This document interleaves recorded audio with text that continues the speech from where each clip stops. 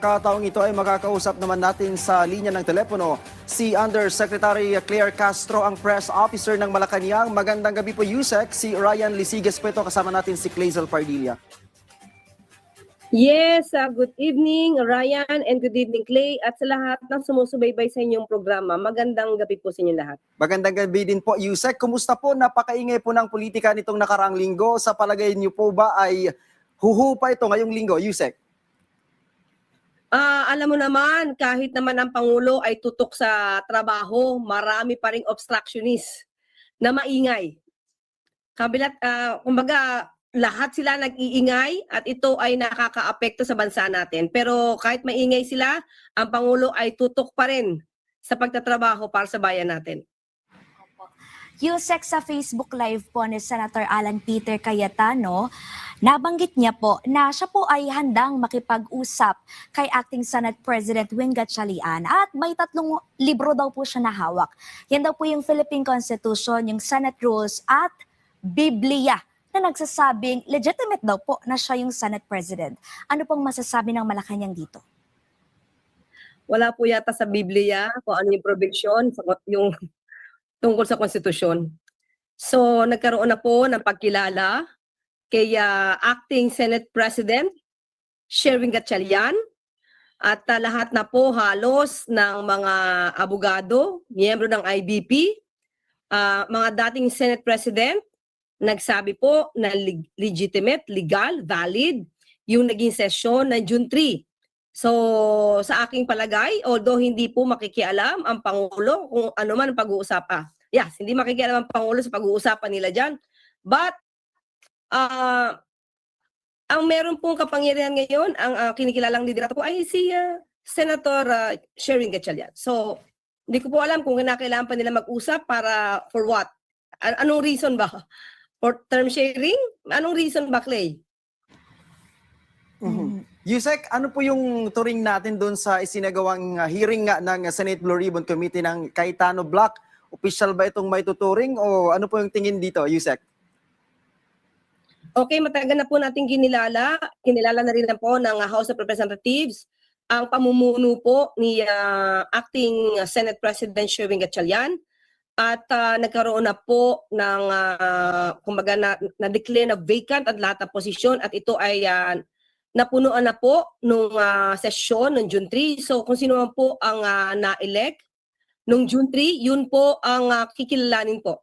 So kung ano man po ang naging transaksyon ng mga senador na hindi na po nasa pwesto, maituturing po yan na hindi valid. Wala po siyang saysay. Hindi po siya maituturing na legal.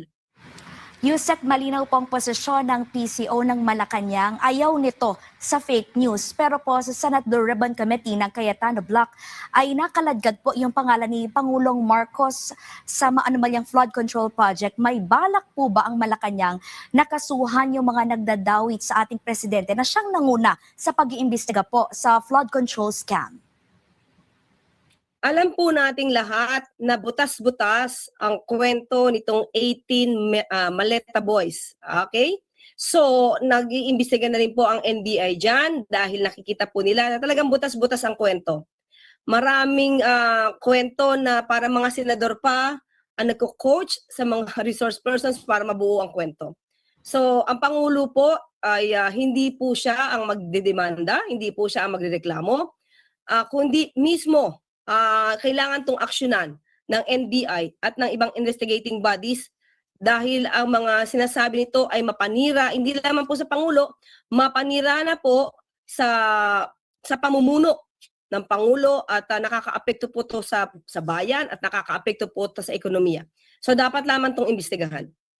Yusek, ang publiko po sinasabi na sana matapos na itong problema dyan sa Senado. Sa palagay po ninyo, paano mareresolba yung problemang ito sa Senado? Kasi mukhang pinaninindigan ng magkabilang panig yung kanilang paniniwala, Yusek. Yung pong hindi na kinikilala, dapat mag-give in na. I-give up na yung kanyang iniisip o kanyang dream na ipagpatuloy ang kanyang pagiging Senate President. Nasa kamay niya po yan. Sabi niya po, kulang ng isa para maging 13 o di siya na po ang maging 13. Ang sabi niya naman po ay, sabi niya po ito part of my wishes na may 13 yung kabila o di siya na po ang maging 13. Mhm. Nasa kanya po yan. Nasa kanya na lang po yan. Hindi po siya dapat na, sabi nga po ng iba, yung 4 na Senate President, wag masyadong kapituko sa pwesto. Mhm.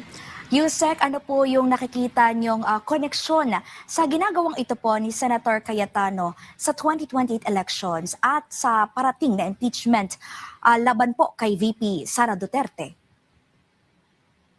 Although hindi nakikialam ang ehekutibo sa gagawing impeachment trial or impeachment proceedings dito sa Senado dahil nirerespeto po ng ehekutibo ang separation of powers. Pero kung titingnan po natin, gusto nilang idomina impeachment trial at hindi natin alam dahil karamihan sa kanila ay ayaw ng impeachment at ang karamihan sa kanila ay gustong patayin ng impeachment agad. So, yun po yung hindi magiging maganda siguro kung babahiran nila agad ito ng kulay na hindi na makikita ang totoong ebidensya at hindi na makikita ng taong bayan ang katotohanan patungkol sa mga inaakusa sa Vice Presidente. Yusek, ang sabi kasi ng Cayetano Block, gusto daw nilang matiyak ang pagiging independent ng Senado kaya sila nag-boycott. Ano po ang take natin dito? May insidente na bang nakialam ang Malacanang sa Senado, Yusek? Binabinggit niya lang po yan lang po yung naratibo niya para hindi sa kanya masisi ang kaguluhan sa Senado.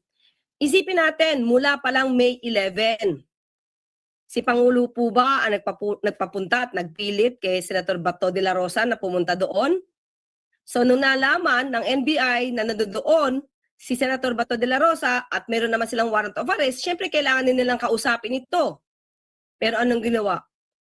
Hindi po ba hinarangan at kinanlungan nila Senator Alan Cayetano? Ito po ba ang sinasabing may intervention?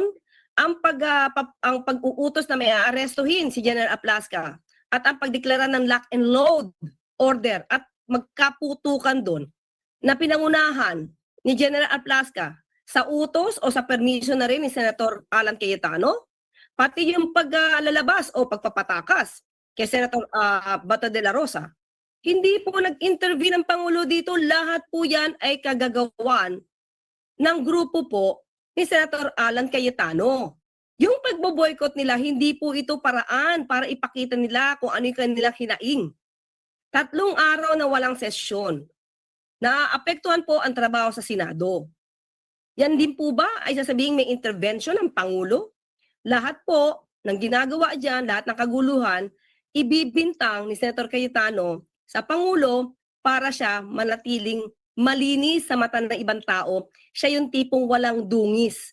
Samantalang siya po ang namumuno dito sa Senado kung kailan sobra nagkaroon ng kaguluhan.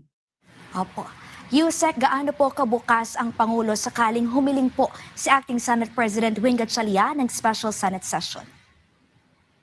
Yan, bukas po ang Pangulo sa magiging panawagan ng kinikilalang liderato sa pangunguna po ni Acting Senate President Sherwin Gatchalian. Kung kinakailangan po ng special session, makipag-ugnayan lang po para malaman po kung ano po ang dapat na gawin pa. Alright, maraming salamat po Undersecretary Claire Castro ng Presidential Communications Office. Magandang gabi po. And at